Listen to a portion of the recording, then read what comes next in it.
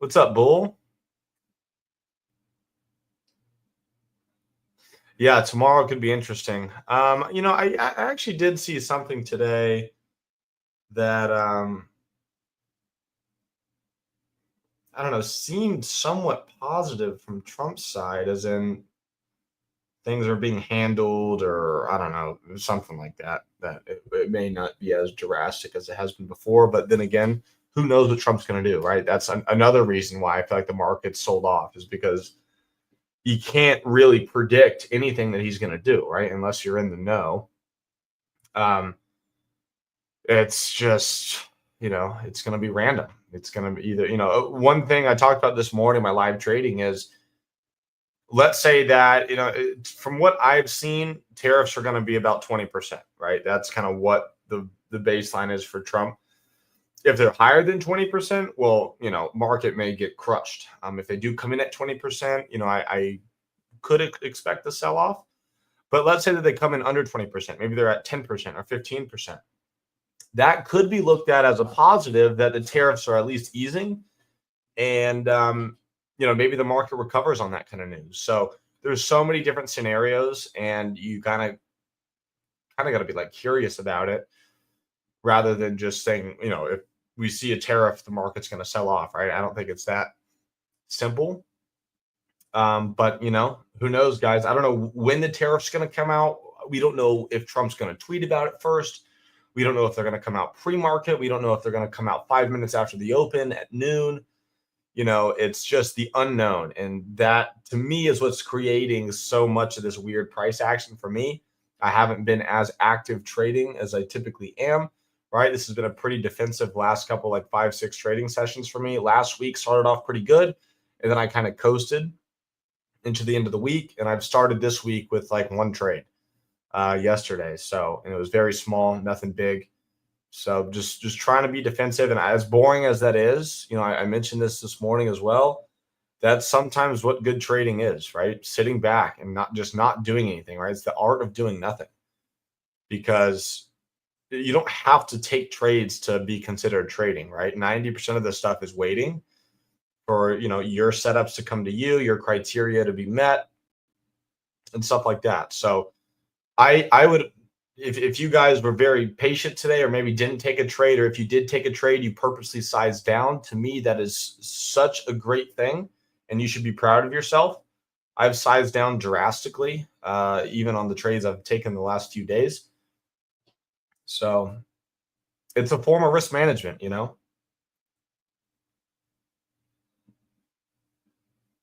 But anyways, yeah. So for anyone that's new, you're more than welcome to ask whatever questions you would like. I'll kind of just get into what happened today, just kind of look at some things, and we can just talk about it. Oh wow, I'm way behind here. Sorry, guys.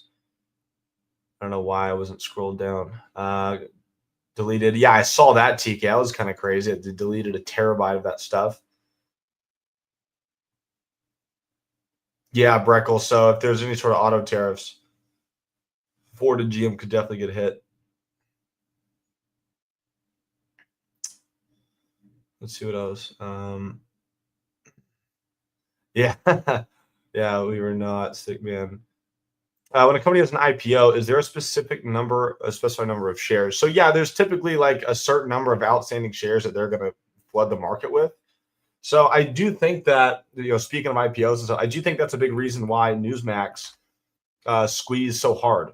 This isn't $1,000 stock, but it's also not a $5 stock. But considering that, they were trading, 30, 40, 50,000 shares per 1 minute candle, to me is very low.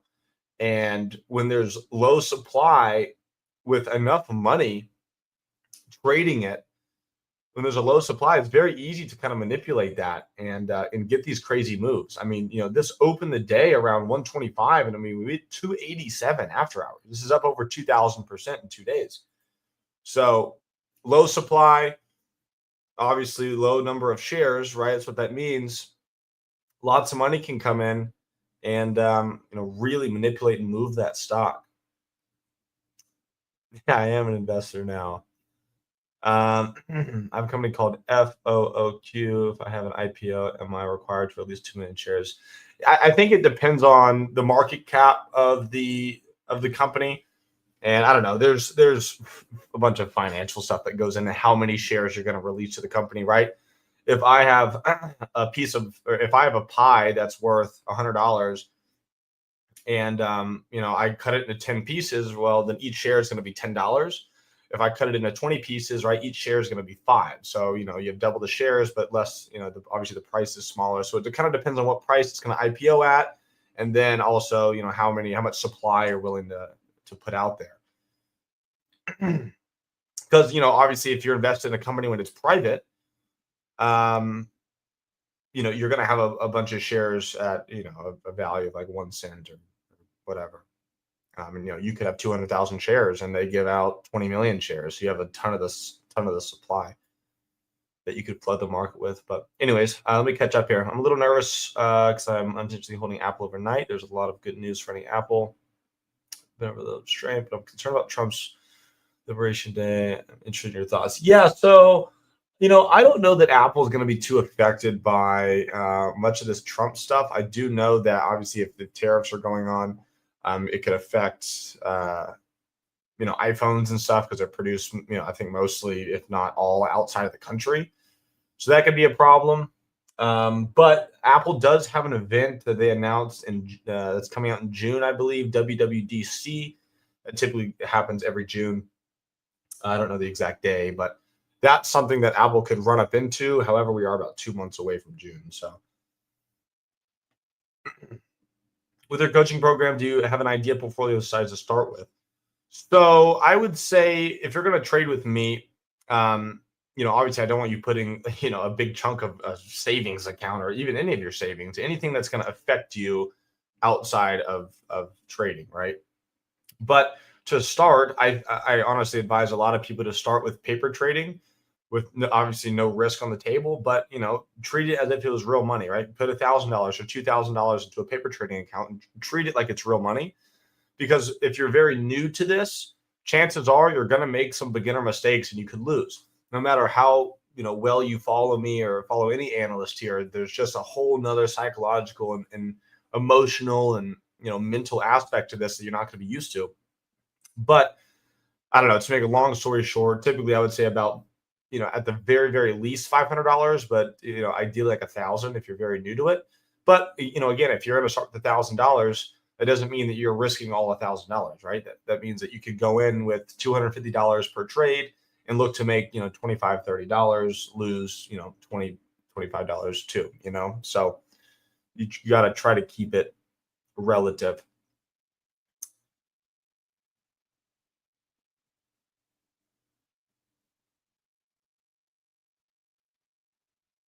It didn't slip by me this time, Farouk. Yeah, it was a pretty crazy IPO. Yeah, the WTF ticker was kind of interesting. I didn't see that during the day, but I heard about it from Porter later on. I think a lot of this simply has to do with the ticker being WTF.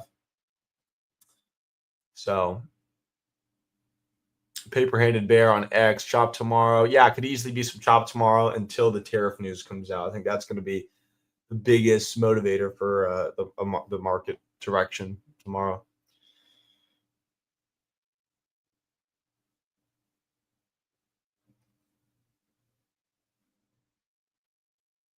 Let's see, I'm trying to catch up here. Very cool. I think I'm caught up now. So yeah, kind of a crazy day. Two weird IPOs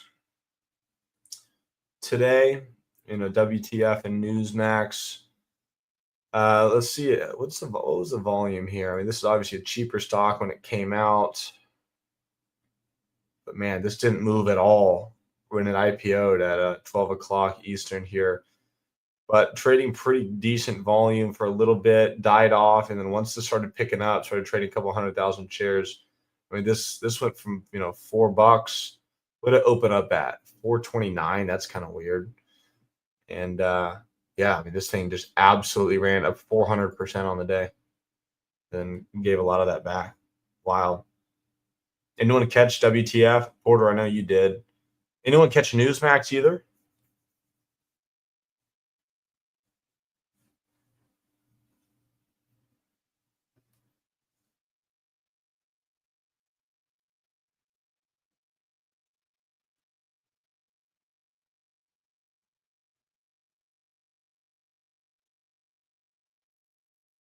Nice, TK. Made a little money on that.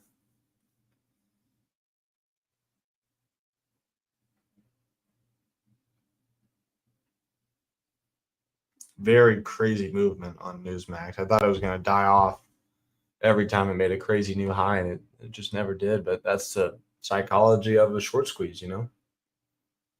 Everyone wants to be the guy to call the top, no matter how much sense it makes.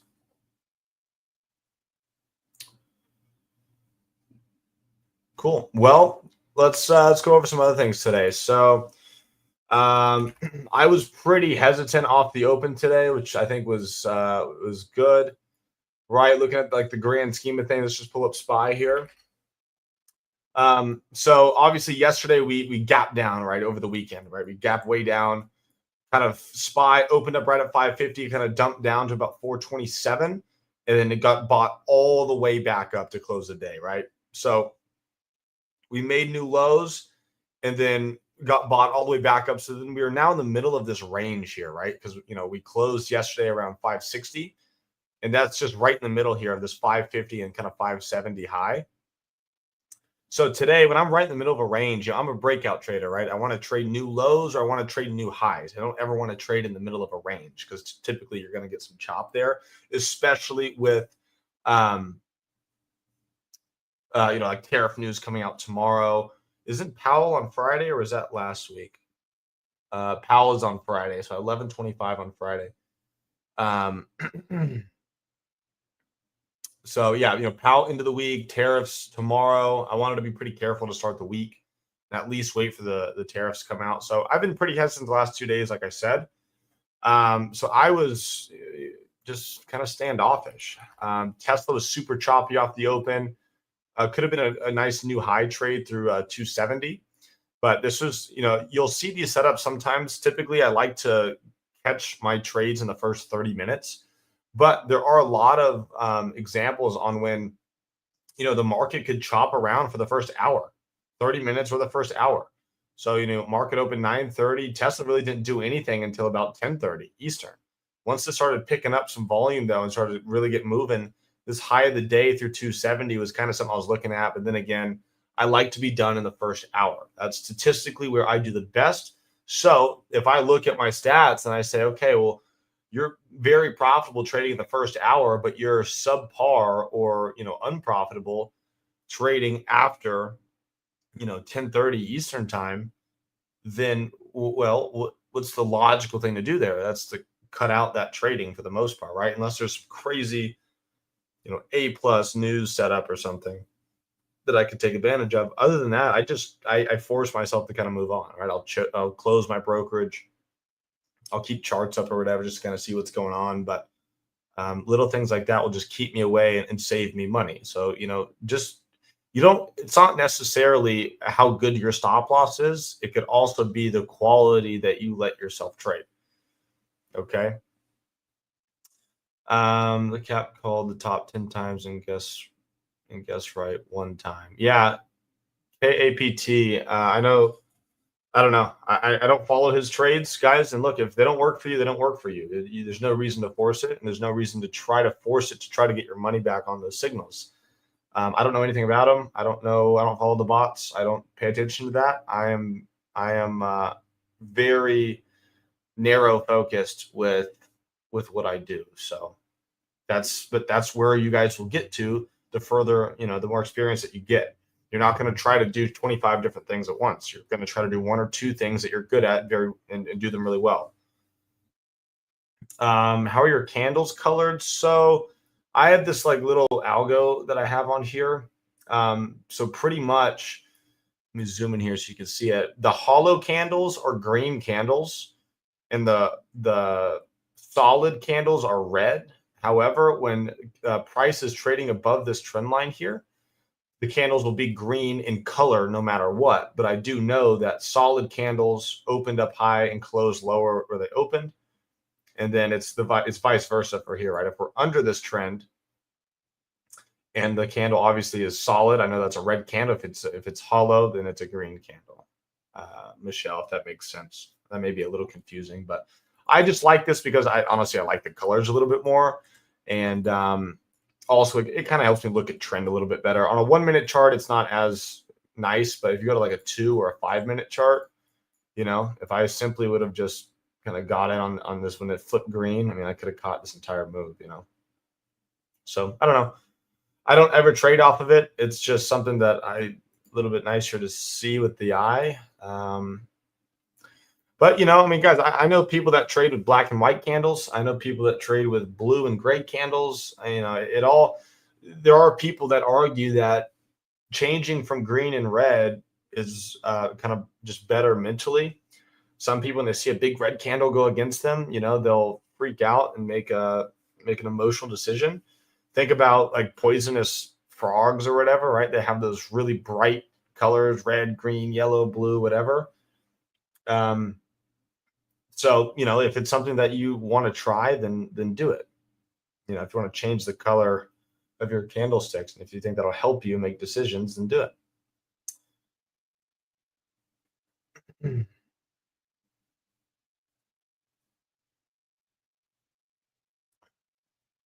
Yeah.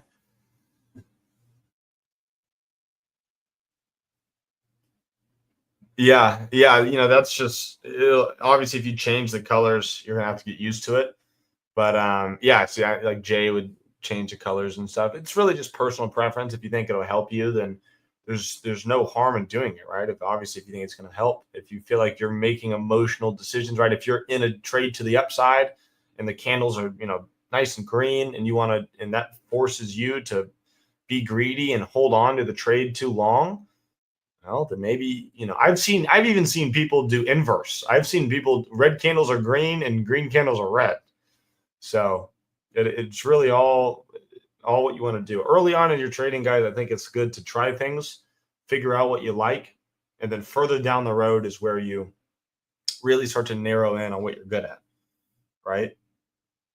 And that doesn't mean that the way I trade is better than the way that Mad Maverick trades or Bull trades or Porter trades, right? We're all very good at what we do, but we also have gotten to the point where we know what works for us and we stick to it.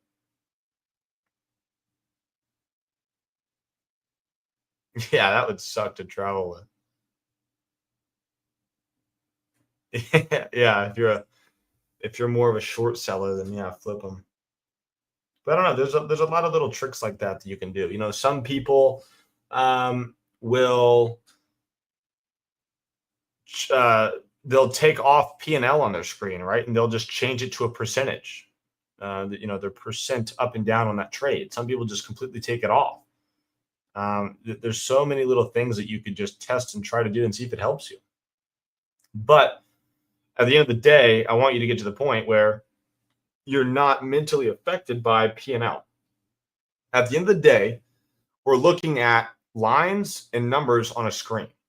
So try to think about it like that. There's no reason that a big green line on a screen should force you to do something. Okay. You should always have a plan. You should always be in control. You should never let the market be in control of you. Do you use any custom TOS study scripts and indicators of audio signals? No, I don't. What is this? I think I can trust you, Gary. I guess I'll click that. This is a script. Okay, let me throw it in. I'll show everybody.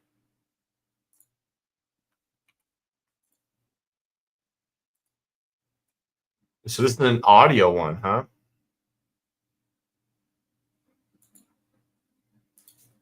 What is it? RSVVI. Add selected. I don't really know what it's doing. I'm guessing it's just audio, huh? See a lot of yeses and nos right here. Yeah, I'm getting hacked right now by Gary. I think I trust Gary. There's, and for you guys that do use Thinkorswim, should I be seeing anything down here? For y'all that use Thinkorswim, though, you can go look up like a bunch of popular Think scripts, that's what they're called. And here, I'm just gonna look at a popular Think script for Thinkorswim.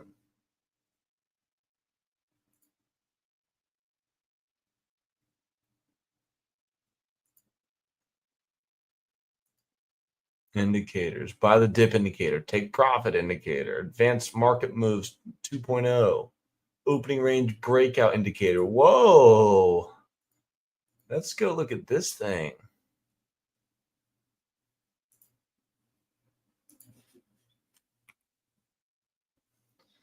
I have to enable it. Okay.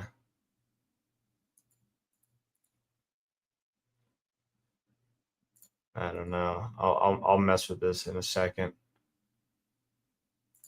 Let me do this real quick. Opening range break out. Open shared.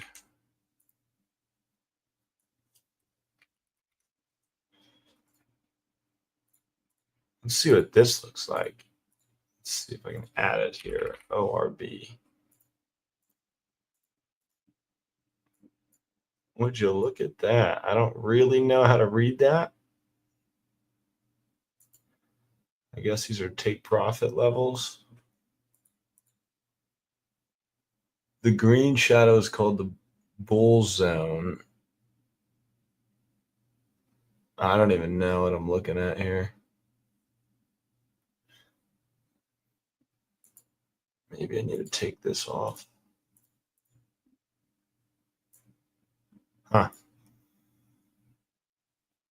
Green top of range, red bottom of range. I'm guessing it's the first 15 minutes, probably.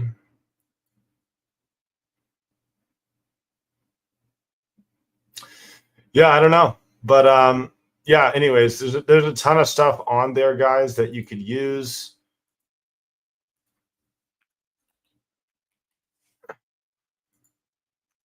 And just kind of mess around with. I like mine pretty simple. But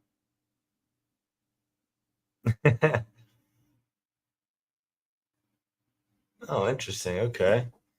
All right, Son Volatility drafted.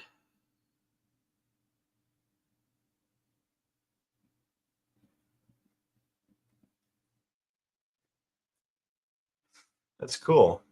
I'll mess around with that. But yeah, so I don't know. There's just a ton of stuff on. That's why I do really like Thinkorswim. I'll send this link in here for you guys because here I'll do indicators. That's probably all you guys care about. Here's a link to it. So there's a ton of other indicators in there for y'all that are on Thinkorswim. There's tons and tons of this. Jeez, I haven't been on here in years.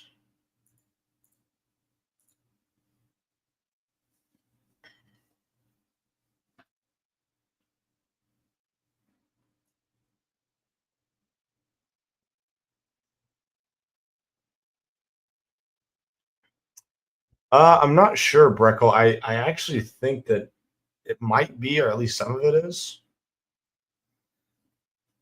But I'm not entirely sure.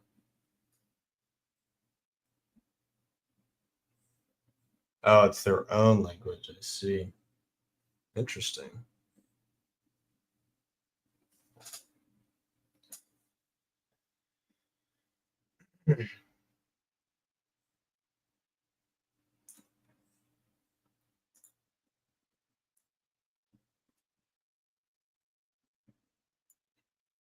I'm talking about the red to green. Yeah. So I mean, the red to green stuff that I talk about it's really just a flip in momentum on candles, right? So like especially off the open, if I see a candle go, let's see if I can find one in here. like, I don't know, like if this candle right here opened up, dropped down red, and then quickly gets bought up and it goes from a red candle, flips to a green, and then you see volume come in, that's just like a quick change in momentum, right? So, I mean, sellers just got crushed, buyers quickly came in and bought it up aggressively. And vice versa for the green to red, right? It's a green candle, buyers try to come in, sellers came in and hit them on the head, drop down really fast, goes from green to red, and really starts to slip. So those are signs. Like if I'm looking to play a downside trade and I see it come into a support, I see it bounce up, and then see a quick topside wick, and the candle goes from green to red, boom, drop straight through. Those are candles that I can kind of just maybe add into, right? Let's say I'm in a trade to the downside, and then I see one of those green to red candles. I may add a little bit to the position because that's just proves to me that there's a quick flip in the momentum, and the sellers are definitely in control. They aggressively sold that higher price and brought it straight back down. When that happens on daily candle, those are usually bigger moves, right? Yeah. So like on a daily candle, obviously it's the entire day, right? But if you see like, um, I mean, I guess an easy example would be like yesterday on SPY, right? We opened up low. We started the day weak, right? We dropped, $3 on SPY quickly. And then, this candle was red. And then once we got bought back up and we flipped from a red to a green candle, and yes, I know this is the color red, but this is a green candle, if that makes sense. But anyways, it goes from red, flip right back to green. So I don't know.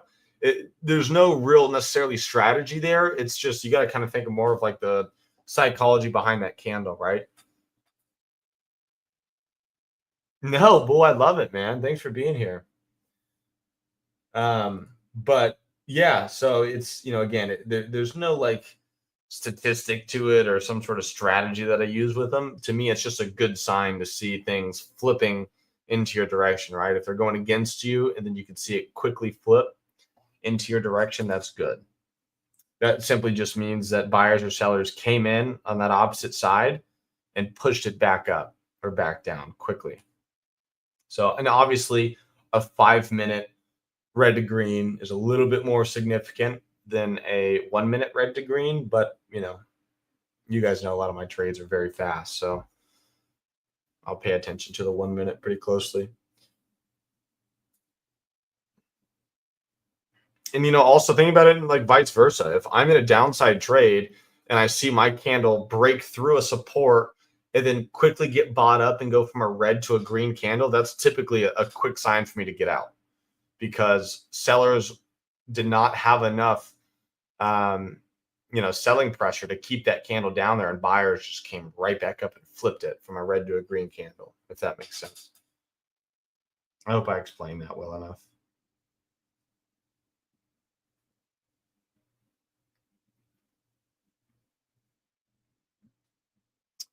But yeah, there's a bunch of new guys in here, so if y'all have questions, fire away.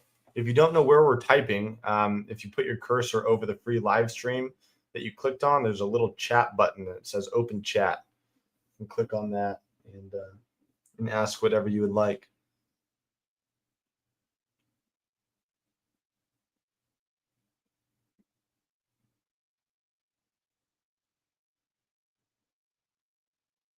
But yeah, so I don't know. What would you guys do today? Anyone take any interesting trades other than Newsmax and WTF that we already talked about? I booked my plane ticket for Trader's Paradise today, so we are locked in for Chicago.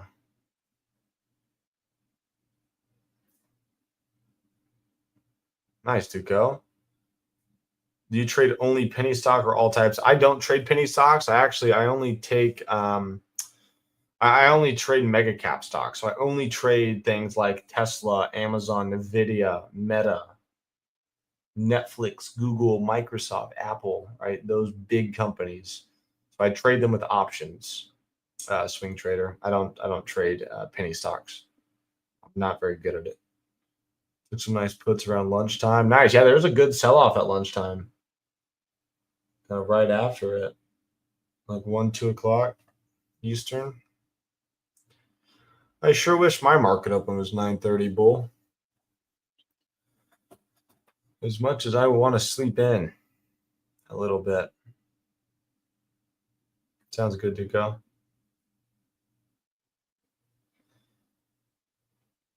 Random question. Do you have an easy indicator that'll work 90% of the time to get in? No. So, I mean, obviously there's algorithms, indicators out there, scrub, but if there's an indicator,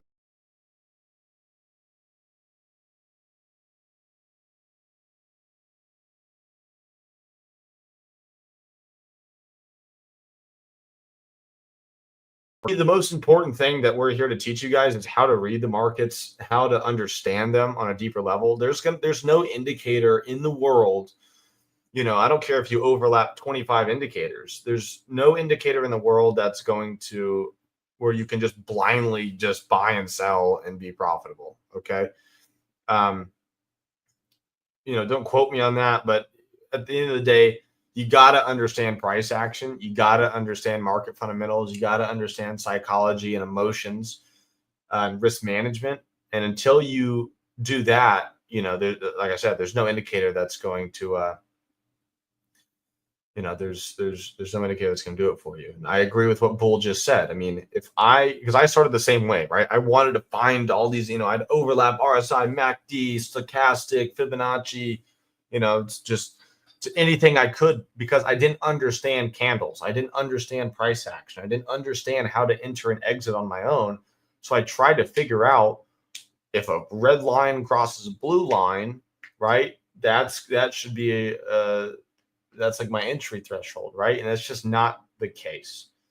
It's just not realistic. If it was that easy, everyone would do this. Everyone would use that indicator. So indicators can be good if they complement your strategy, right? If they help you confirm what you were already looking at, right? If I want to trade Tesla to the upside, I would also want to have a plan in place before that. And then I would want my indicators to confirm that. If my indicators are not confirming that, well, that may be a reason for me not to get in the trade. Okay, so use them more as criteria, not so much a crutch. Ooh, we got some computer talk in here. You got a 4070 quarter? Dang.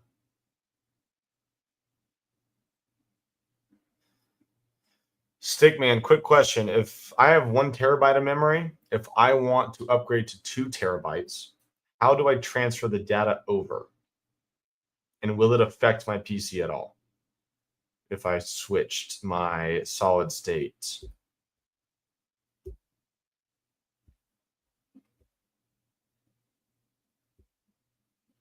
Another question. How do you find resistance price for a breakout? So resistance and support is a lot simpler than you may think, right? A lot of the times it's going to be whole numbers, like on SPY, like 600 or 550 or 575 or 500 or 525, right? So those psychological whole number levels tend to mean a lot, right? I mean, you can see exactly what we did right here at 550 on SPY. But really, to find support resistance, you just want to see what price is respecting, right? Where is price bouncing or rejecting off of? So you can see here at 550, SPY came down and we bounced right off of 550. We kind of rejected a couple of times off 570 here, here, here, and here. We also came back down to 550 and that acted as support. We bounced right off it. A lot of the times it's not going to be straight to straight to the penny, right? A very clear example that I use is on Apple. There was a beautiful breakout on Apple a while back here, right? So look at this. Who asked that? Scrub. You see those little bubbles up here? Look how Apple rejected off 235, right? Rejected once, twice, 3 times, 4 times, 5 times, 6 times, 7 times, almost 8 times. And then once we broke past that resistance, you can see what it did. Right. So this is an area where I make most of my money on breakouts like that. Every time it comes up here, I'm interested in it, interested. Then once I really get that confirmation, that's when I can hit it hard. So I have videos recorded, like 20, 30-minute long lessons on support resistance in my coaching program. But that's just kind of the gist of it. Okay. Does WTE a good way of option trading if you do think you can profit by spending $5 to make 10 and SPY? I mean, if you're going to look for a 200% gain on GOGTEs, then maybe it can work for you. But you also have to understand if you're going to make 100, 200, 300%, you can also lose percentage wise 50, 60, 100% very quickly as well. So if you look at that from a risk perspective of I'm willing to lose a big portion of this position, if not all of it, but I'm looking to double or triple that money, sure, it could work. But typically for me, that doesn't work. I don't like being in super high volatile positions where I could lose 40, 50, 60%, at least on a day trade. So I try to stay away from zero GTEs. Yeah, it's more of like a lottery trade, right? It's more of a gamble. So like when I trade, I'm looking for like a 20, 30% gain. And I'm looking to risk about, 10, 15, 20%. Okay. But I'm also very selective with my trade. So if my win rate is high and, I'm obviously risking less than what I'm willing to make, then I'm golden, right? Because I can win a good amount, but then I can also win more than I lose. And that's how you're going to make money in this, right? If you win a lot, right? If your win rate is high, let's say that I win 95% of the time, but I lose $10,000 on my losers and I only make, $500 on my winners. Well, it's very, very hard to make money that way, if that makes sense. Sorry, Stickman, I missed what you said here. If you just buy another hard drive SSD and just plug it in, you're good to go, and you want SSD. Okay, so you're saying I should be able to transfer everything over. I should be fine. Like my computer would look the same. I just get an extra terabyte, ideally. I just have to, obviously, everything's got to get downloaded back. What's up, Duco?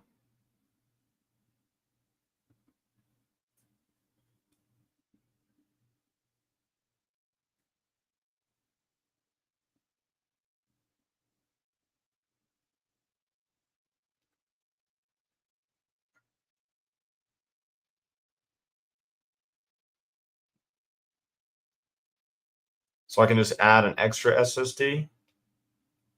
So if I have a one, just buy an SSD, just plug it. Oh, okay, cool. I built most of it. Yeah. I did kind of have a not very good PC. Then I just kept upgrading the parts. So I got it built for me, and then I put a new processor in. I got a new motherboard. I got a new graphics card. So I have taken it apart and put it back together, but I didn't build it from square one, if that makes sense. All right, Michelle, have a good one. Thanks for being here.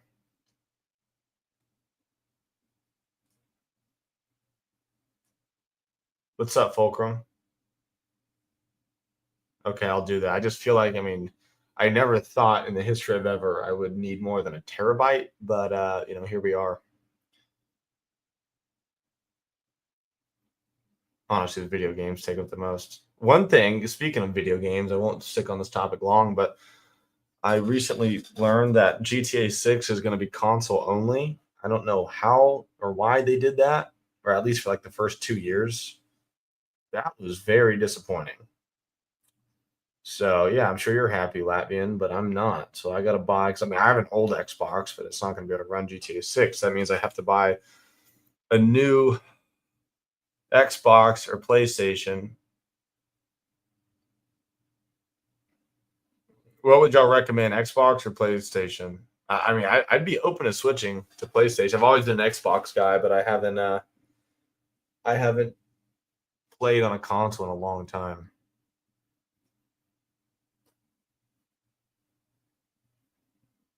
Xbox for life. Yeah, I know there's kind of there's teams here.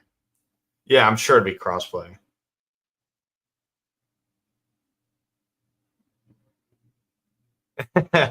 Well, I was on the younger side, convincing my mom to let me have GTA 5. So that's how, what's it been? Like 10 years? It's been a long time, right? I was probably 12 or 13 playing GTA. Sony's a scam. What's up, SKB?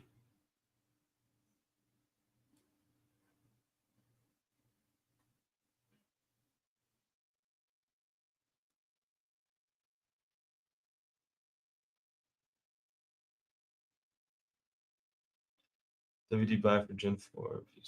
Okay, thanks, Gary. Let me copy that. Yeah. You've never played GTA, Fulcrum? There's no way.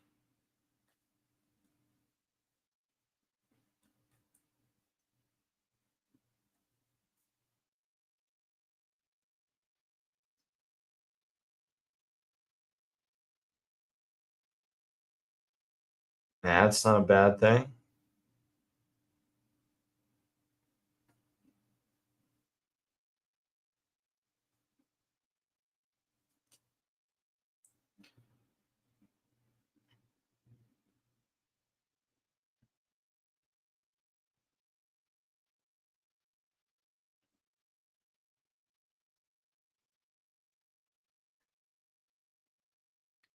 If anyone here has trading questions, please feel free to ask.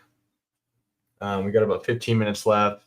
When there's about 5 minutes left, I'll do a kind of a rundown of what I'm looking at for tomorrow. Other than that, we can just this is just a good time for everyone to kind of hang out. You need to teach me your ways, Fulcrum. I don't know what you're talking about. Learn from me. Even if you had SSD and you had a hard drive right now, you should check out how to make the SSD your main drive. Okay, I have an SSD right now. Check DAL. Yeah. Delta. So I kind of forgot what's been going on with airlines recently, but obviously it's been selling off really hard. We are coming into kind of an uptrend here. We're at somewhat of a like a demand zone here from about $40 to $35 that this could hold and bounce out of. But I don't know. To me, this is a really aggressive sell-off, but we've seen this in the past, right? Sell off, gets bought back up new highs. Sell off, bought back up new highs. Sell off. So if this breaks under 35, that's going to be a lower low, which could signify a start of a downtrend. I don't know. What's your trade on that, Mark? What are you looking to do?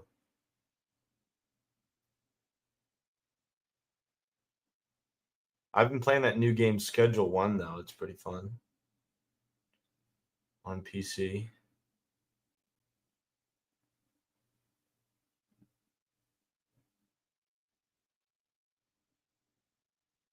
Going for stocks to swing. Yeah, I mean, look, if you're going to buy it anywhere, sub 40 and above 35, to me that would be a decent entry.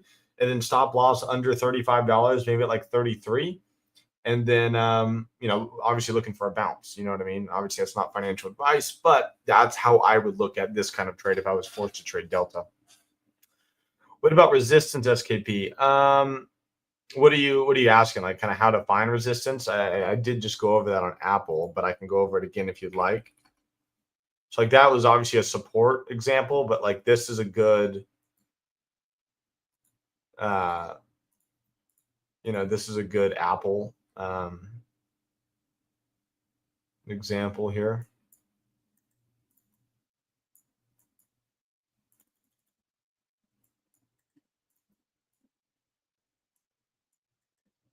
Right here at a 235. This is a good trade.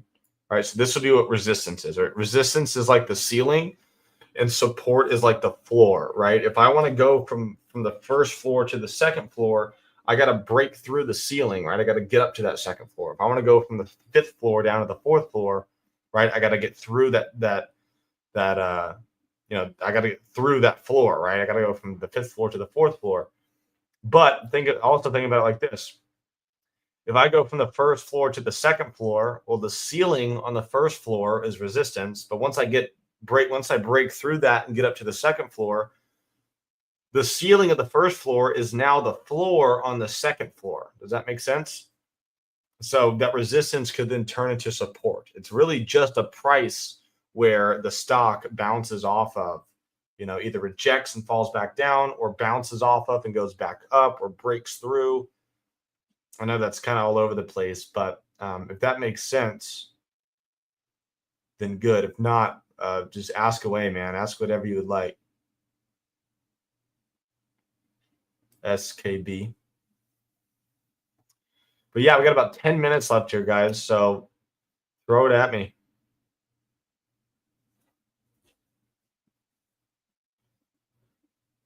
Do I use limit order or market order? I didn't have time to set stop loss profit sometimes because it's too quick. Yeah, so I mean, I use what's called a slippage order, but just to be very basic here, it's basically a market order because I don't want to risk not being able to get in.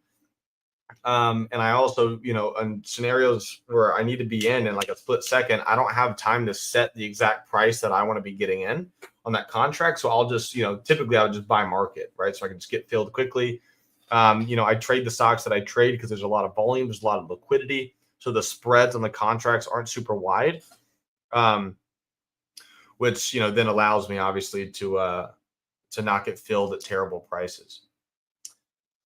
Valvix, if that makes sense. Do low value stocks generally go up in the long run because people always talk about how the big stocks are overpriced and eventually fall? Yeah, I mean, obviously it's a speculation, right, Scrub? I mean, there's stocks that do nothing for years and then get some good news and rip up. There's stocks that do really, really good and then they fall down and do nothing. They go dormant, right? A good example of this, guys, is PLTR. When I first started trading, PLTR was, 20 something dollars a share, right? It IPO'd over here at like 10, ripped up 25, 30, 40. That was a good stock, and then it died off. And it for almost 2 years, it was under $10 a share. Started getting some traction. In 2024, really, really, really started booming, right? I mean, this opened 2024 around $17, $18 a share, and it hit 80. And this year it's hit 125. But does that mean it can come back down? Yeah, 100%. I mean, look at something like Roku. Roku used to be a stock I traded all the time. This didn't do much, ripped up, lots of money to be made there, ripped all the way right back down. Now it's just not doing much. Baidu, same thing, right? This used to be a crazy stock to trade back in this run here. Now it doesn't do anything, right? Another example, BYND, right? Beyond Meat when they came out, huge run, big pull down. Obviously chopped around way up here in the $80 to $200 a share. And now it's doing nothing. It's $2.50, $3 right now. Yeah, Mark brings up a good point. So back to the, if you buy market on a stock with low volume and really wide spreads, you're going to get filled terribly, right? You could get filled down 15% to start the trade. And in bad scenarios, you can get filled down 20, 30, 40%, right? If the bid on a contract is 2.00 and the ask is 4.00 and you hit market buy, you may get filled at like 386 or 375 or 350, right? So you're way, way, way further away from the bid. So those are things you need to be careful of. That's when I would want to use a limit order. So good point there, Mark. Yeah, and if we need to go over spreads on another lesson, I'm happy to do that as well. It is important to know, but it's fairly simple. I was 15-year 2002-ish. I was with $500 in this technology. So tomorrow with Nokia. How did I get my balance, paperwork, etc.? The Hoods Composer, I'm not super sure. That's going to be something you want to ask Pookie's Revenge here on the chat. He's much better with that kind of stuff than I am. I wouldn't know where to point you in the right direction. So ask Pookie.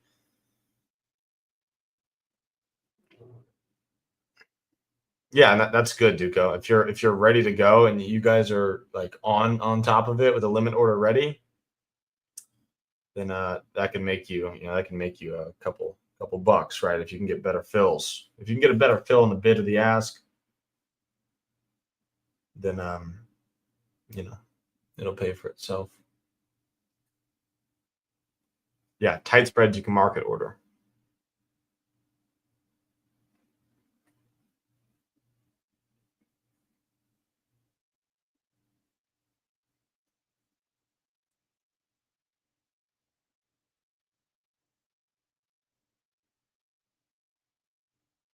Yeah, and that's the risk that you run, right? If you go limit order on a quick trade and you put the price out that you want, but within those 10 seconds it took for you to get a limit order out, um, the price of that option may be a little bit higher and then never comes back down, and then you never get filled and you have to miss the trade.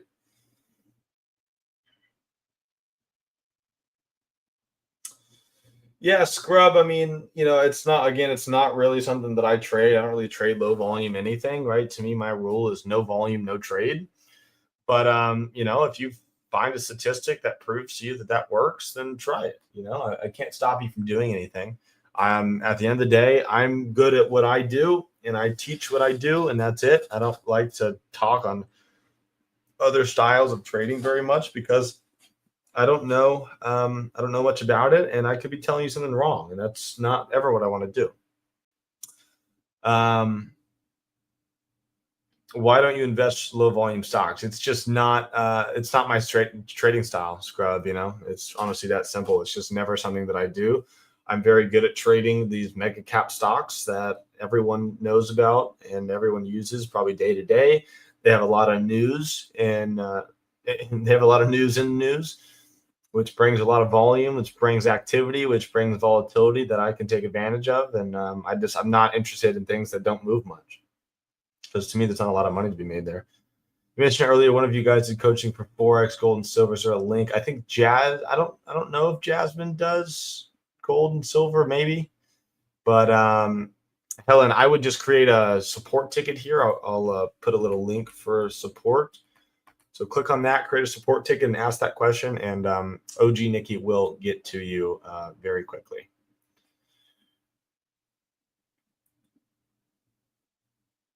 Oh, and sweet, Helen. I'm glad you've caught some of my trades. That's good. Would you market order buy then limit sell or vice versa? There's just a lot of different scenarios. A lot of the time, I do like to limit sell for sure, but I would rather you market buy than limit sell because at least if you market buy, you'll be able to get into the trade.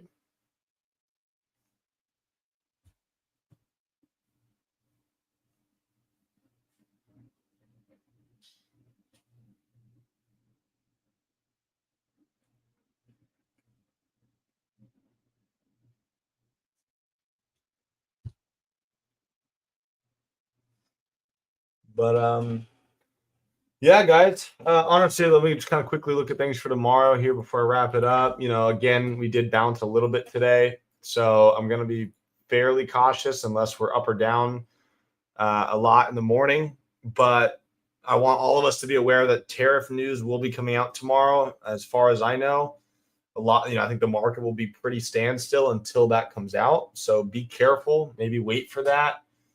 There's no reason to force a trade. There's no reason to look for try to catch the super high volatile news moves that the market gives us tomorrow.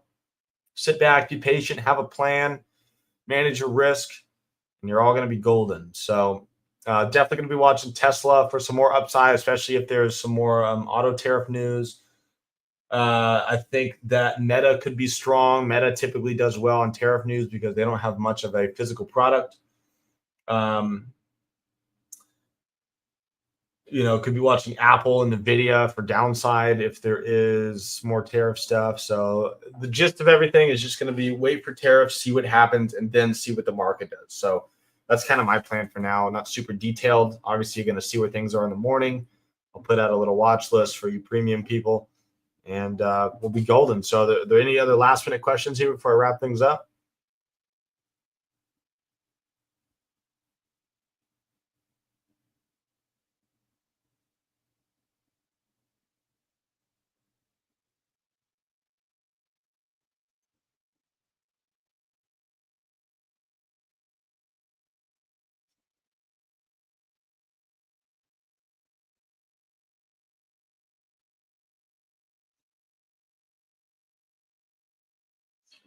Yeah, Bull, thanks for being here, man. It was good to have you.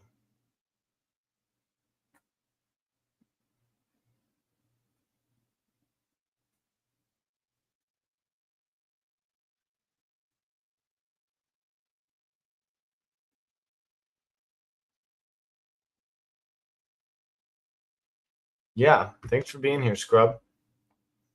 You too, Swing Trader. Thank you. I always enjoy you guys being here. All righty. Well, y'all have a good rest of the night. And no live trading tomorrow, but I'll be around in the chats. Other than that, I will see you guys there. Have a good night. Bye-bye.